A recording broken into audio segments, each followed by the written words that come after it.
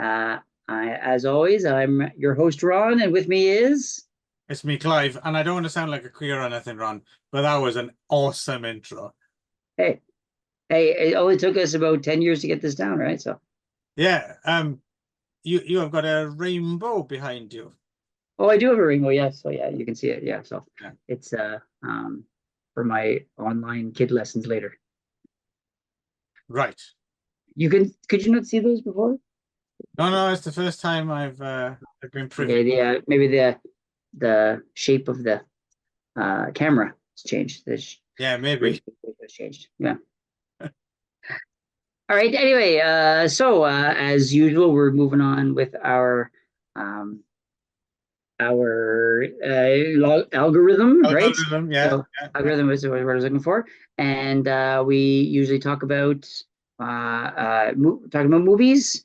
And our movie what we were reacting to from last time is what was Cannibal Cannibal the Musical. Musical, yes. Cannibal the Musical, right? So written and directed by Trey Parker. So I decided to go staying with Trey Parker, and I almost went with basketball. Have you seen basketball? Yeah, I'm glad you didn't do that. Yeah. Yeah. I think if memory serves, basketball makes today's selection look like a bit of a masterpiece in comparison. Because I don't think they're even involved with that as writers, right? I think they're just in it. Is that right, basketball? I think they wrote it too. I think. Already. Uh, I only remember Ernest Borgnine, isn't it? Which I quite like, and he might even like rap or oh, something. you're right. Yeah, it wasn't written by them. So yeah. Yeah, I think it was at the height of their popularity, right? So they could Right. their yeah, they got to star in something that they didn't Right. write at. But yeah, so and then I was also thinking of maybe doing a couple of things. Actually, let's see.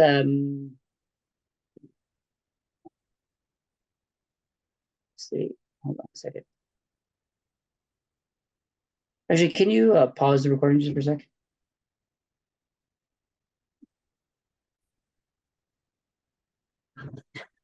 Anyway, so I was saying that we doing our algorithm, and and so I was thinking of going with basketball, but instead I decided to go with Orgasmo.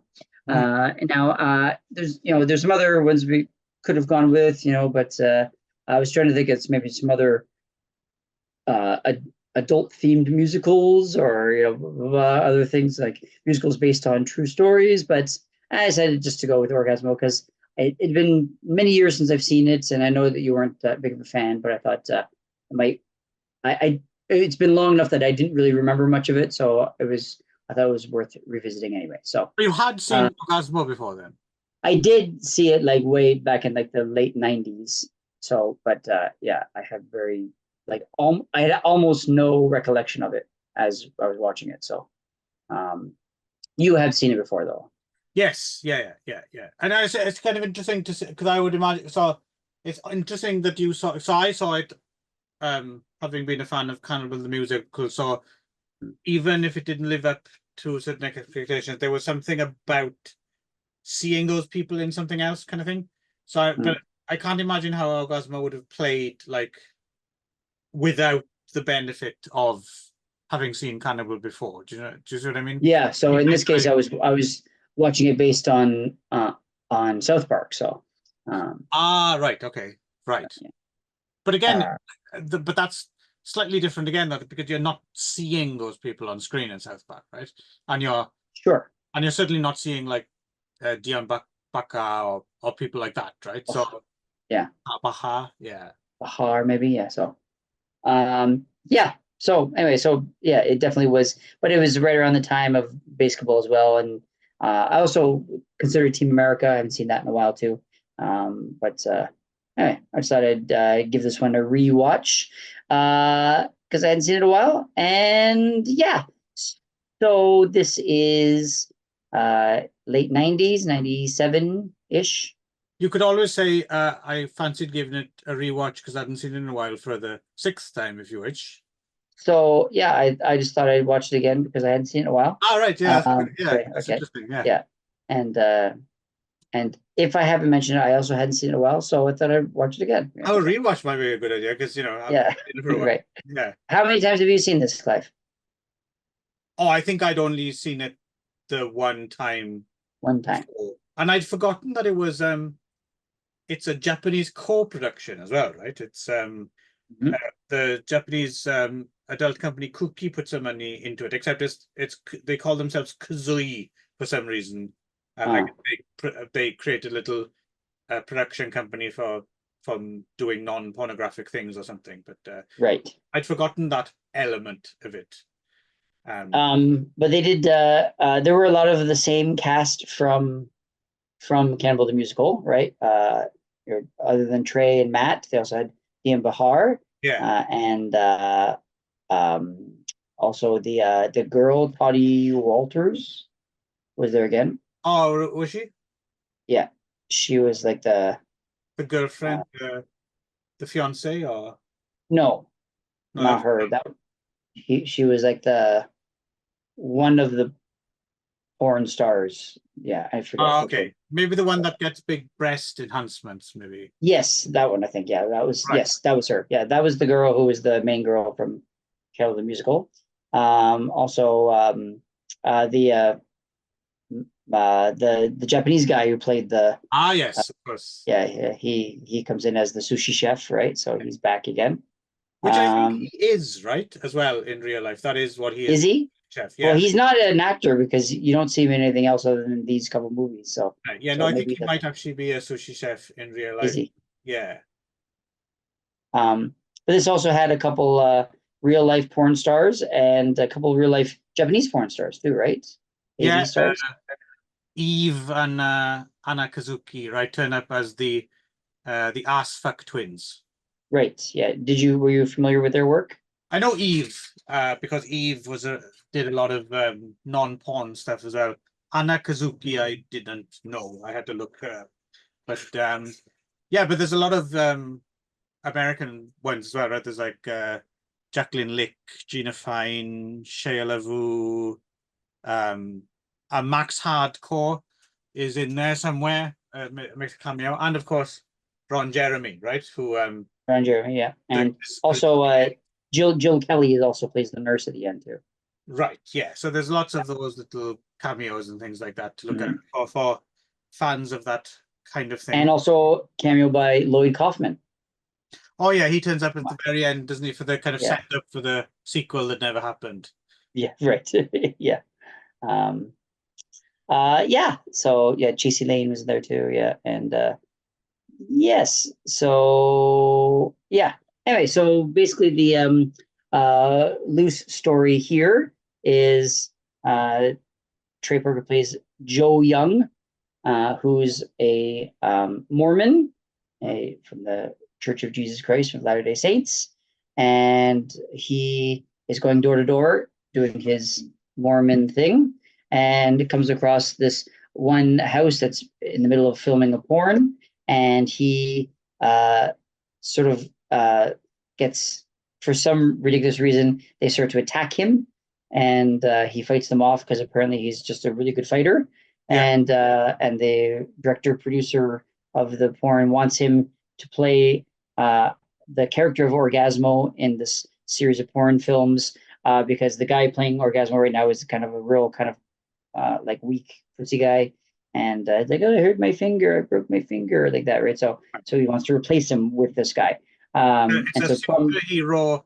parody porn film, right, right? Yeah, right, yes, yeah, sorry, yeah, Aaron saying that. So, and in this, the character of Orgasmo has like this sort of like rocket thing that allows people to have orgasms and stuff like that, right? mm. So, um, and so anyway, so he of course has the moral dilemma of joining something that goes against his religion, but he also really needs money because he's engaged to get married and needs that money to get married at the main temple, the big Mormon church, and yeah, and so he reluctantly agrees to do it, as long as he doesn't actually have to do any actual sex, and Right. he also has what's called a stunt cock, Uh, right? So and yeah, and so he his wife is sort of his fiance shows up and then kind of throws a wrench into the mix because he's trying to kind of keep it under wraps, and he's wearing a mask. And the movie ends up being a big hit, becomes one of the biggest money making movies of all time, under beating E.T. This was I think pre Titanic, so Titanic wasn't on the list yet. Right. Right. Yeah. And so then there's lots of, so it's sort of like a martial arts movie as well. There's lots of fighting scenes, and there's like a subplot with these sort of gangster guys, Jimmy the Fish, where it's Jimmy the Fish, Tommy the Shark, and Randy the Guppy, and these three gangster guys are kind of shaking down the sushi chef, the sushi bar, because they want to expand their business into his sushi. So they're trying to force him out, and then they decide to. So he makes friends with Dia Bahar, who plays the sidekick, Chota Boy, in the movie, but it turns out that he's also a real life genius, and has actually created a real version of this Orgasmo kind of gun thing, and gets Joe to be a real life Orgasmo, and then there's a montage sequence where he goes around and shoots random people on the streets, giving them orgasms, and so it's a good way of kind of stopping people in their tracks. So they go and kind of save the sushi guy, and then it turns out that they're actually all working for the Max Orbison, who is the director, producer, excuse me, of the porno. And turns out that he's kind of crooked the whole time, and then they have this sort of big battle where they he's trying to force Joe into doing more and more and more, and then they fight back and win against the evil Max Orbison at the end. And then they sort of set it up for a sequel, as you said, that didn't happen, where Max has to lose both of his testicles, so it becomes a neutered man, and then becomes immune to the Orgasmo ray. So.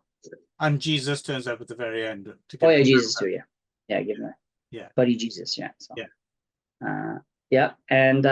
So there's just a lot of kind of kung fu fighting, porn, silliness, I guess, right? So no, it's very, very, very, very, very silly from the get-go with the theme tune, now you're a man. Now you're a man. Yeah. Again, this I mean, I think this probably clearly Trey Parker's forte is the musical, right? So I think this would have worked so much better if it had been a musical as well, which was planned to be, I think, originally. Yeah. Did you watch the behind the scenes? No, I didn't have a chance to. Yeah. No. Yeah. So they actually talked about that. Where actually, originally it was planned to be a musical. Yeah. And then Matt Stone, I think, talked him out of it. That he didn't want to do it, and so, but no, it wasn't. He talked about it that he wanted it to be a musical because he thought that would be an even worse idea, and he thought the worse the idea, the better the movie it would have been. I see. I think it would definitely have been at least 10% funnier as a musical, because that is what Trey Parker does well, I think. Right. Yeah. I think if they had done a musical, it would have had that extra level and would have been. You're right. It was a lot of it was kind of going for kind of shock value, but wasn't that shocking. No. And it was. I mean, it was a fun watch. It wasn't like a slog to watch. It's not like it was like. No, it's not terrible, but I think the word I'm looking for is it's fitfully amusing, right? Like every now and again something quite funny will happen, and then nothing for a while. But there's a few genuine quite funny gags in there. There's the bit where he's like, "Lord, show me a sign," and there's the earthquake and everything, and just any sign. Anything at all. Yeah. So that's an old joke. Is that? I couldn't remember if I was remembering this film or if that's actually ripped off from. I'm sure that's a joke that's been done before. That feels like a Mel Brooks kind of thing, must be. But I think that feels kind of like an old an Yeah, old kind of joke that but they just it repurposed. works pretty well though. And there's a few bits I laughed at. I mean, I like the line, "I'm not a superhero, I'm a Latter-day Saint." That's quite funny. Yeah. I did quite like, there's some random, are they like a mariachi band or something in their underpants, and Matt Stone's going, don't sound like queer or nothing, but these guys sound just like Depeche Mode. I thought that was quite funny. Yeah, I thought Matt Stone was pretty funny. He had to pretty look over. again, it's him It's doing just funny, yeah, he's doing his thing, thing. right? Yeah. You're asking for. But they weren't in their underpants. They were fully naked. Do you remember that you could see them from behind? You saw their other asses. Oh, I don't. And the guitar was I in see, I a see, I see. convenient place, right? So I think my main problem with it maybe is the porn parody angle, because I'm I'm a bit of a stickler, and I think you are as well, right? For when you're doing parodies of things, I really appreciate authenticity, right? Like I really like parody that runs really closely parallel to the thing it's parodying, right? So it's like almost indistinguishable. Like, I was thinking a really good example of porn, for example, is the scenes in Boogie Nights, with Dirk Diggler, which are, direct lifts from some of the Johnny Wad, John Holmes films, and they're spot on. Like they're exactly right, right? And with these, it seems like they didn't even bother to actually try and make accurate parodies of porn, right? It was just goofy, silly nonsense. So that was a little bit annoying for me. It was like, oh, it's a shame they didn't actually try and kind of emulate because there's a lot of those type of superhero parody porn films out there, right? There's quite a few you could kind of choose from, right? But sure. They almost didn't even try and do that. That was a bit of a shame. But I think they were more parodying the genre rather than a particular movie. And I don't think, I mean, I think it's more the minority of people that would be that familiar with those types of movies that they would know there was a exact spot on replication, Yeah, right? but I don't think they didn't even parody in general. Like there weren't that many gags satirical about the porn in it. There's like a few little bits, but it's all asides, like the woman who does, double vaginal anal or something like that. But there wasn't anything like that parodied scenes in porn films that much, I thought. I was very lazily done. Well, I think it also said in the behind the scenes that he was specifically trying to avoid getting an NC-17 rating. He was trying to get an R rating. And Right. so there's actually specifically no nudity in this movie about porn. That's true, actually. But it didn't matter because when they went in for the meeting with the people about the rating, they just immediately gave it an NC-17 rating, even though. Oh yeah, I forgot this did get an NC-17. Yeah, and so it got like so and it's like Trey Parker's like really pissed off about that. He's talking about it. He says, "Oh yeah, so like in South Park so when I did South Park the musical, the movie, I had this studio behind me, and they went in. When I went in for this one, I went into for the meeting. They're like, okay, well, you have NC-17, and he's like, oh, but wait, I did. They're like NC-17, get out of here, you're done. So there was like no discussion, whatever. And then, but when he went in for South Park, he had this whole Paramount studio behind him that they all said, okay, well, let's sit down and let's discuss. And if you want this rating, you got to take this out or change this. And so it was like, I was so pissed off because, when I went in as like an independent filmmaker, they didn't even want to have give me time of day, right? So yeah, now that I think about it, I think there's a section on this in that Kirby Dick documentary. This is Rated X, is it called, or something like that? Yeah, and they talk about basically how massively unfair the MPA are to the independents, right? They don't even give them a day, and because if you're going to get an NC-17 anyway, you're like, well, fuck this, we might as well chuck in. Might as well have lots of porn, like actual porn or like nudity and stuff. But he actually had no nudity, and so he was specifically doing that specifically so he wouldn't get it. And anyway, I think that's kind of a interesting story. But yeah, no, it's true.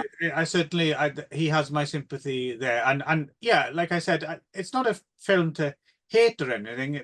It still has that slightly scrappy, likable energy of cannibal, you're still kind of rooting for these guys, and I Mm. think very likable about Dian Bahar. I don't know what it is about him. There's something about him, but unfortunately, it's just not. It's not funny often enough for me. Are you more or less thought the same, or did you find it Yeah, quite I mean, it definitely wasn't as good as Cannibal the Musical. I mean, right? if you're comparing them, right? So, it definitely didn't have as many like big laughs. It was more like a like a it was a chuckle rather than a guffaw, if you want to say that, Yeah, right? yeah, It was I enjoyed watching it. It was still a fun movie, but it was just like okay, it's just like a and I no. think So there's nothing really quotable. Like there's no uh, comparison. There's no. You don't believe we are Indian? We have teepee. There's nothing classic kind of quotable things like that. And of course, they don't have the songs. I really do think if they'd have chucked in a couple of songs, mm, because even though the theme tune, man, that's not necessarily one of his better ones, but even mm, that's kind of in the direction I'd kind of want them to go with. Just the sure, way yeah. that he like the longer the song goes on, man just becomes more and more garbled. Like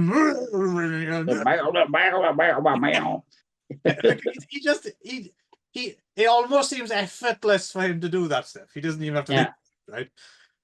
So yeah, it would have approved, just one or two show stopping, it would have added what, 5 minutes to the running time or something. I think it's a mm, shame they didn't go all out for and just checked in a couple of numbers, or maybe even just one big one at the end or something. sure, yeah. Yeah, it was yeah. So I mean, there's a bit of a wasted potential here. I think it definitely could have been better than it was, but it wasn't. It wasn't bad. I think it was still. Not I mean, awful. it's not Dog Star Man. I mean, so I mean, like, Is it? Is it actually the? It must be the only. I mean, if you're counting things that he wrote directed, rather, this is the only non-musical Trey Parker film, is it? yeah, I guess so. Would you consider Team South America Park, a Team musical? America's. Fuck Yeah. yeah! Well, yeah, but is it? I can't remember. I haven't seen Team America in so many long. Was there other songs other than America? Fuck yeah.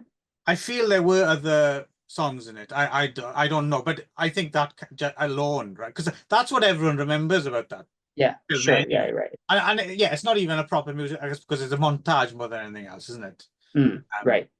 don't they do the montage song as well? Isn't that in Team America? The montage is the. Oh, yeah. I always sing that song. I always forget where I heard that from. Is that from Team America? I'm Yeah. assuming it must be. It Every sounds. time I hear every time I see any movie or show with a montage, I Yeah. always sing that to myself. It's getting stronger in a I montage. can hear Yeah. Trey Parker's voice singing it. So Yeah. So and it must have been in that one. So yeah, you're right. Okay. he got to do his Cartman voice as well for the big fat lady who comes out. Yes. Yeah, he did. Yeah. Yes, it was. Well, Yeah, wasn't Cartman. It was more like it was more like a it's Cartman uh adjacent. I think it was more like a Mr. Garrison, I don't know, like it was like a deeper version. So it was, yeah. But you can tell it's his voice. I mean, once you Yes, yeah, absolutely. recognize his voice. It definitely was his voice, yeah. So, Yeah. but it was, yeah. Um, but yeah, I think it was still, I'm glad I got to watch it again because I didn't remember any of this movie. So, So it was kind of like a rewatch, maybe? Is that what you yeah, it was, time to yeah, it was like, I'd never seen it in a long time. So I thought maybe it right. was good to see it Ah, again.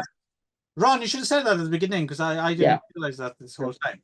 Well, Anyway, so you went Orgasmo. I went and for I'm my sins. quite sure these two movies have never been paired up before in the history of. Yeah, no, I that's a pretty good bet to make, I guess. Yeah, so I went for Dog Star Man. So yeah, the story behind this one is so in Cannibal the Musical, there's like a very, very brief cameo appearance. He plays Dian Bahar's father by legendary experimental filmmaker Stan Brakhage, I guess you pronounce his name. And I've seen a couple of other Stan Brakhage shorts. I think one is called The Act of Seeing with One's Own Eyes or something like that. It's kind of like it's basically it's an autopsy. It's a kind of experimental autopsy documentary short, which was kind of interesting. But I know more of him reputation than anything else. I'm guessing he's in Cannibal the Musical because he might have been teaching at Colorado at the time, right? Because he went into academia. But he's one of those legendary names of American avant-garde experimental cinema. And this is his most famous work, Dog Scar Man, originally in 5 pieces as a prelude, parts 1, 2, 3, 4, and they've all been put together into like a feature, 74 minutes. It's up on YouTube. It's totally silent. There's no music to go with it. You have to choose your own music. And, you know, it has, I'd never seen it before. It has a reputation. It has a reputation. You've never seen it before? No. Oh, okay. Do you think I'd watch this fucking thing twice? Yes, I do, actually.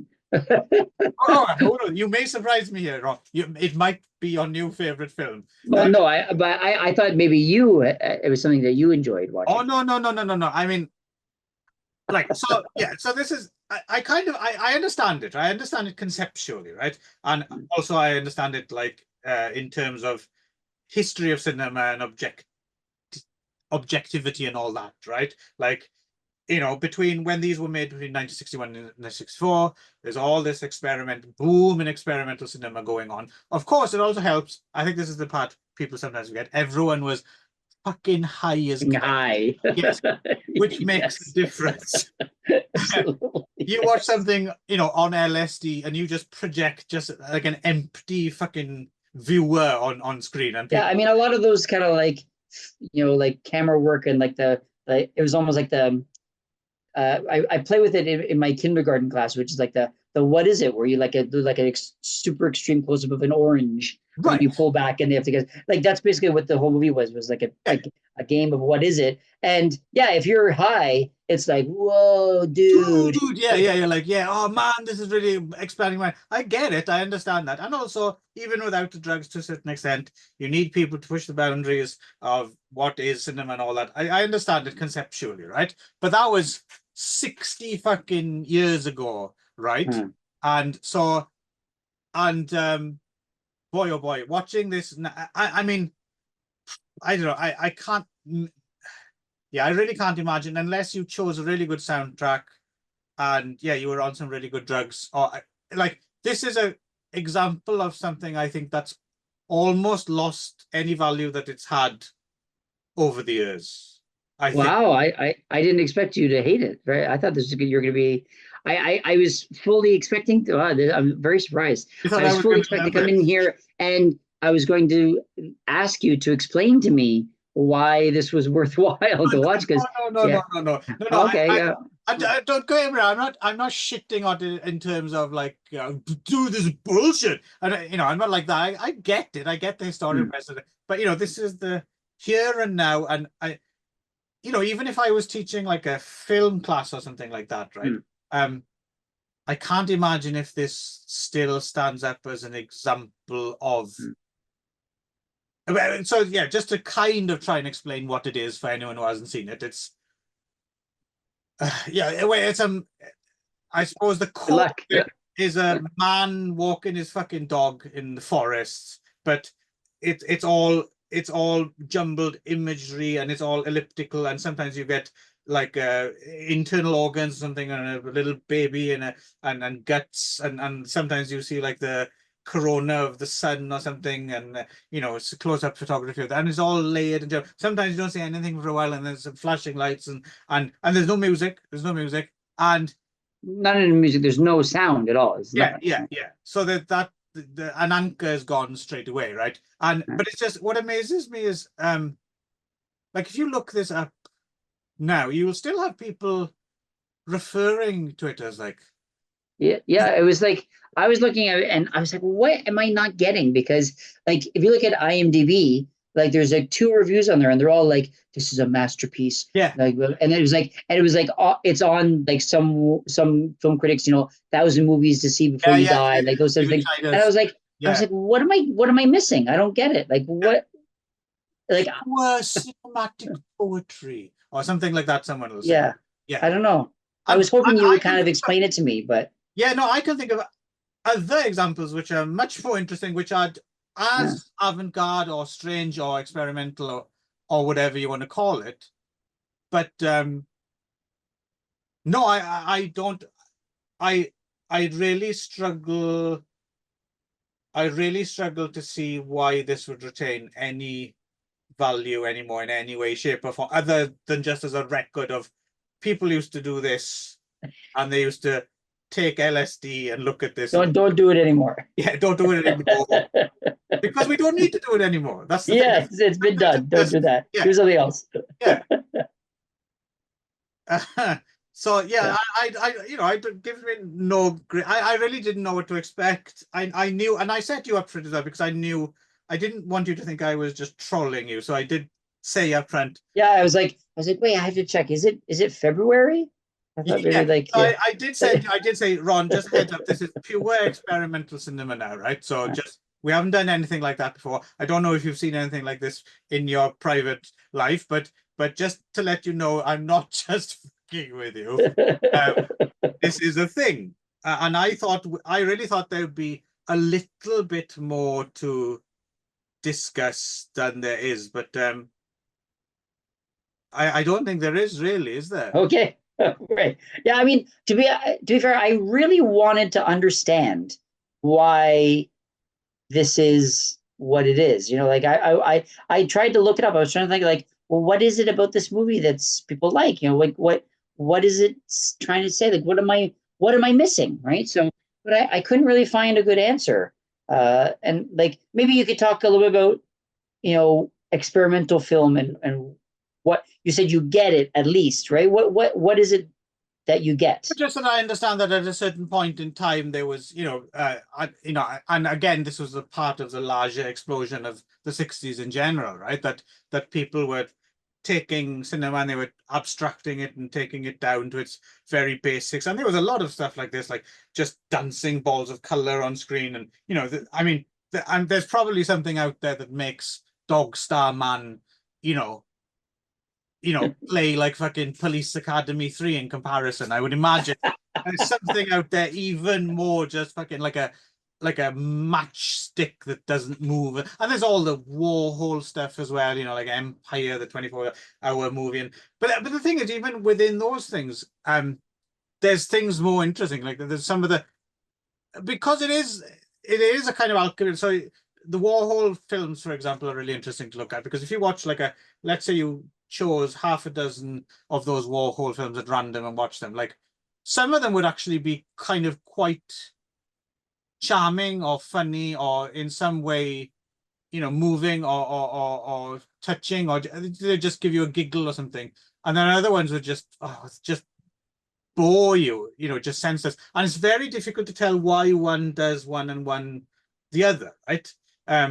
Because you're in that kind of area of pure experimentation and a lot of accident, you know, and a lot of, you know, there's like this direct connection from the brain to the camera where you haven't kind of thought out any of the steps. And sometimes you're going to catch lightning in a bolt in a bottle. There's a guy, I forget his name, but the guy who does the Heaven and Earth Magic series, which is a similar kind of territory, and it's all these bizarre, very strange, abstract little animations. It's very ritualistic, and if I explained it to you, you'd think, God, that sounds horrible, and that just sounds, oh, that sounds grating and awful. But I remember watching it one time with the missus, and it's actually quite charming, and the way the editing works and the rhythms and stuff, it actually becomes a fascinating piece of art. So you know, the potential for Dog Star Man to go there was there, but but for me at least, it's just no. It just seems like someone got their holiday snaps taken to the fucking some kind of you know, Yeah. developer from hell who accidentally got their photos mixed up with some observatory and someone else. And of course, if Yeah. that happened in real life and you got that would be fascinating because what the fuck is That'd be happening? fun. Yeah, yeah. But Yeah, it was an actual waste of time. Like I actually felt the life draining from my body. But I'm curious, what music did you use? I didn't. I watched it Oh, you silent. didn't, you watched it You totally put that, silent. yeah. Oh, okay. I couldn't think Yeah. of anything to it. Did you put some music on it? I put on a podcast, so Ah, okay. that's why I just listen to people talk. There you go. You can put on our. You can put this on Our podcast. You put on our while podcast, watching Dogstar Man, and right? it'll be even worse. Be really annoying. Bring it even higher need of drugs. Um, Well, we're running out of time, so yeah. while we call it a day, Until and next time, then. I I think I have no idea how we're going to react to this movie. Yeah, no, this is going to be a Yeah, challenge for sure. yeah. Okay. But we All will. right. We will. Ta-ta. See you later.